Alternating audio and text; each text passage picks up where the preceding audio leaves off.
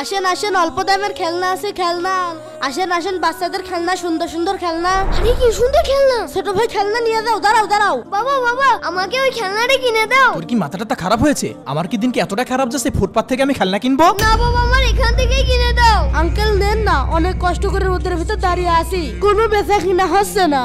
এই আমার কি দেখে ফকির মনে হচ্ছে এই ফুটপাত থেকে খেলনা কিনবো? আঙ্কেল আমরাও তো মানুষ, আমাদের তো খাবারের প্রয়োজন হয়, এখান থেকে কিছু কিনে দেন, কিছু টাকা হলে আমি খাবার কিনে খাবো। বাবা দাও না এখান থেকে একটা খেলনা এই কিনে। চুপ কর, আগামীকাল ঢাকা গিয়ে বসুন্ধরা থেকে তোর জন্য এর থেকে সুন্দর খেলনা কিনে নিয়ে আসবো। চল এখান থেকে। ছোট ভাই দাঁড়াও, তুমি এটি রেখে দাও, কোনো টাকা দেওয়া লাগবে না। কি ব্যাপার, তুমি এমনি এমনি খেলনাটা দিয়ে দিলে? থ্যাংক ইউ ভাইয়া। ভাইয়া সমস্যা নেই। বাবা দেখো কি সুন্দর খেলনা। তুমি আমাকে ভাই বলে ডেকেছো না, তোমার মতো আমার একটা ছোট ভাই আছে, আমার ছোট ভাই যদি খেলনার বায়না করতো তাহলে কি আমি মানা করতে পারতাম? আচ্ছা বাবা, তুমি এই টাকাটা রাখো, এখানে 2000 টাকা আছে।